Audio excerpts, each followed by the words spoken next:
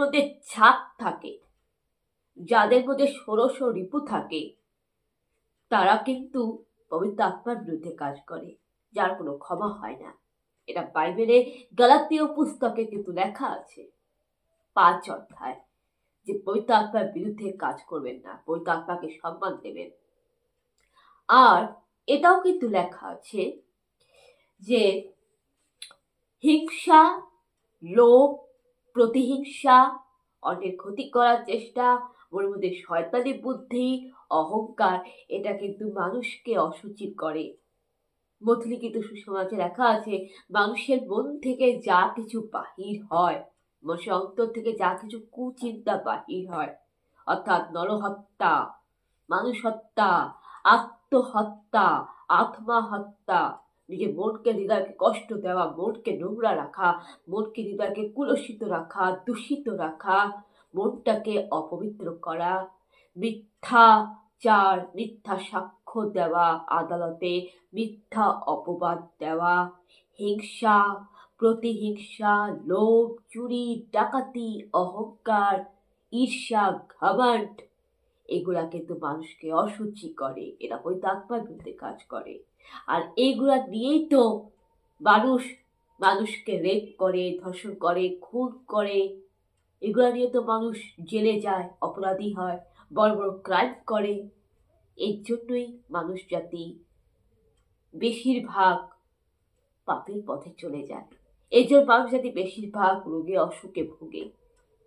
কারণ সে মানুষ জাতির মনের মধ্যে লোভ আছে, সেই মানুষ জাতির মনের মধ্যে হিংসা আছে, সেই মানুষ জাতির মনের মধ্যে প্রতিহিংসা আছে, সেই মানুষ জাতির মনের মধ্যে অহংকার আছে, যেটা নিয়েই তো মানুষ জাতি নারী জাতির উপর নির্যাতন করে, মানুষকে খুন করে, নিজে আত্মহত্যা করে, যেটা কখনোই ক্ষমার যোগ্য নয়। তার কারণ মানুষকে হত্যা করা, মানুষকে খুন করা আর আত্মহত্যা করা মানে ঈশ্বরের মন্দিরটাকে নষ্ট করা, পবিত্র আত্মার বিরুদ্ধে কাজ করা।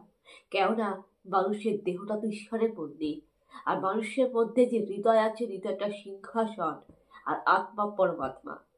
কিন্তু আপনি যদি মানুষকে খুন করে, আপনি যদি নিজের মনের মধ্যে যদি কুচিন্তা ভাবে রাখেন, আপনি যদি অহংকারী হন, লোভী হন, হিংসা করেন, তাহলে তো আপনার মনটা নষ্ট হচ্ছে। আর যখন আপনার মনটা নষ্ট হচ্ছে, যখন আপনি মনের দিক থেকে অসুস্থ হচ্ছে, যখন আপনার মনটা নষ্ট হচ্ছে, মনটা অসুচি হচ্ছে, তখন আপনার মনে কি করে ঈশ্বর থাকবে? কারণ ঈশ্বরের সিংহাসনটা তো আপনি নষ্ট করছেন। এতে কি হচ্ছে?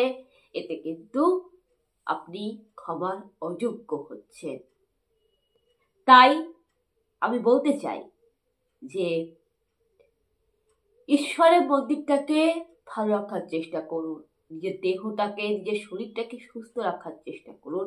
এমনকি অন্যকে আপনি খুন করার কথা ভাববেন না, অন্যের ক্ষতি চাবেন না, অন্যের শরীরটাকে আপনি নষ্ট করবেন না, অন্য কোনো নারী, অন্য কোনো মানুষের শরীরটাকে আপনি নষ্ট করবেন না। আপনি তাদের দেহ, তাদের শরীরটাকে আপনি নষ্ট করবেন না, আপনি অন্য মানুষকে খুন করবেন না, আপনি নিজে আত্মহত্যা করবেন না। এমনকি আপনি আপনার মনটাকে পবিত্র রাখবেন। আপনি আপনার মনের থেকে আপনার অহংকার, লোভ, প্রতিহিংসা, কুটকাচারিটাকে দূরে বিসর্জন দিয়ে দিন। আপনার মনের মধ্যে থাকবে ভালোবাসা, আপনার মনের মধ্যে থাকবে দয়া, আপনার মনের মধ্যে থাকবে উদারতা, সততা, ন্যায়, আপনার মনের মধ্যে থাকবে জ্ঞান, ভক্তি, বিশ্বাস আর শান্তি। এটা আপনি মাথায় রাখবেন। আপনি পবিত্র আত্মাকে ভালোবাসুন, পবিত্র আত্মার পক্ষে থাকুন, পবিত্র আত্মাকে আপনি শুদ্ধ রাখুন, আপনি সৎ পথে চলুন, আপনি সঠিক সৎ পথে চলুন, আপনি ঈশ্বরের পথে চলুন, আপনি বাইবেল পাঠ করুন, আপনি গীতা পাঠ করুন, বেদিক পাঠ করুন, পূজা অর্চনা করুন, আপনি আপনার মনটাকে সুস্থ রাখুন, ভালো রাখুন। কারণ অনেক মানুষ আছে যারা পাপ করে যাচ্ছে, যারা একটা অপরাধ করে যাচ্ছে। অনেক মানুষ আছে যারা মনের মধ্যে হিংসা রাখছে, অহংকার, ঘ্যামান, ঈর্ষা, লোভ নিয়ে ব্যস্ত, এই সমস্ত পাপ করছে। অনেক মানুষ আছে মানুষকে বেশি ক্ষতি করার চেষ্টা করছে, আবার অন্যের মৃত্যু কামনা করে, অন্যের ক্ষতি চায়। আবার এইসব নিয়ে মানুষ কি করছে? গঙ্গা স্নান করতে যাচ্ছে। এতে কিন্তু কোনো লাভ হচ্ছে না। বরং আপনি এগুলোকে বন্ধ করুন, এগুলোকে বন্ধ করুন। আপনি প্রার্থনা করুন, আপনি পূজা পাঠ করুন, আপনি ঈশ্বরের কথা শুনুন, আপনি মন্দিরে যান, আপনি কীর্তন শুনুন, আপনি কীর্তন শুনুন, আপনি ধ্যান করুন, আপনি শিবের ধ্যান করুন, আপনি রামায়ণ পাঁচালী পড়ুন, আপনি লক্ষ্মীর পাঁচালী পড়ুন, মা লক্ষ্মীর পাঁচালী পড়ুন, আপনি হরে কৃষ্ণ নাম জপ করুন, আপনি প্রভু যিশুর গান শুনুন, আপনি বাইবেল পাঠ করুন, আপনি বেদ পাঠ করুন, আপনি সংস্কৃত পাঠ করুন, আপনি পবিত্র শাস্ত্র পাঠ করুন, আর আপনি সেগুলাকে পালন করুন। কেননা বাইবেল, গীতা, বেদ, পবিত্র শাস্ত্র পড়লে বুঝলে তো আর হয় না, পালন করতে হয়। অর্থাৎ আপনি ঈশ্বরের পথে চলুন, আপনি সৎ পথে চলুন, যেটা ভারতে বলে সত্যমেব জয়তে। সেই পথে চলার চেষ্টা করুন, নিজেকে সুন্দরভাবে পরিবর্তন করুন। আপনি ভালো কিছু কাজ করুন, আপনি দেশের জন্য ভালো কিছু কাজ করুন, মানুষের জন্য কিছু কাজ করুন, নিজের পরিবারের জন্য ভালো কিছু কাজ করুন, ভালো চিন্তা করুন। তবেই আপনি আপনার আত্মাটা অনন্ত জীবন পাবে। কেননা মৃত্যুর পর তো আপনি দেহ নিয়ে তো স্বর্গে যাবেন না, মৃত্যুর পর তো আপনি আপনার নাম, যশ, খ্যাতি, বাড়িঘর নিয়ে যাবেন না, যাবে কে? আপনার আত্মা। আর আত্মাটার গায়ে কিন্তু কোনো কাপড় থাকবে না। যেভাবে মানব জাতি ল্যাংটা হয়ে জন্মেছে, আপনাকে আমাদের সবাইকে সেইভাবেই যেতে হবে ল্যাংটা হয়ে। আত্মাটা যাবে, আমি যাব না, আপনি যাব না। আমি তো শ্মশানের আগুনে অথবা কবরে মাটিতে মিশে যাব, দেহটা তো মাটিতে বিলীন হয়ে যাবে। এটা চিরন্তন সত্য, কিন্তু আত্মাটা যাবে।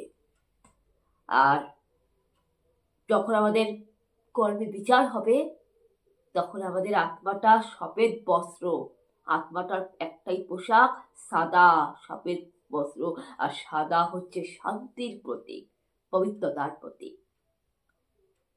আর এই সাদা কিন্তু আমাদের ভারতের জাতীয় পতাকায় আছে। তাই আমাদেরকে পবিত্র থাকতে হবে। এই চিরন্তন সত্যটা, এই বাস্তব সত্যটা আমি আলোচনা করলাম। কেননা অনেক মানুষ আছে যারা সত্যকে সত্য বলতে ভয় পায়, মিথ্যাকে মিথ্যা বলতে ভয় পায়, সঠিককে সঠিক বলতে ভয় পায়, ভুলকে ভুল বলতে ভয় পায়। তারা মিথ্যাটাকে গ্রহণ করে সত্যি প্রমাণ করতে চায়, আর সত্যিটাকে সাথে বাদ থাকতে চায়। এসব মানুষের থেকে দূরে থাকবে, এসব মানুষের টক্সিক মানুষের থেকে আপনারা দূরে থাকবেন, সত্যের পথে চলবেন। শিক্ষিত প্রকৃত মানুষ তো সেই যে সমাজে দাঁড়িয়ে এখনো এই অরাজকতা, এই অনাচার, এই কলিযুগে এই পরিবেশে থেকে সত্যিকে সত্যি বলতে পারে, ঠিককে ঠিক বলতে পারে, কোনটা ভুল কোনটা খারাপ সেটা বুঝতে পারে, এবং সেই ভুল খারাপের দিকে যায় না, বরং সেই অন্যায় দিকে প্রতিবাদ করে। এমনকি সে তার নিজের বিবেককে সম্মান দেয়, নিজের আত্মাকে সম্মান দেয়, নিজের মনটাকে ভালো রাখে, এবং সত্যিকে সত্যি বলতে পারে, মানুষের মুখের উপর স্পষ্ট কথা সোজাসুজি হয়ে বলতে পারে।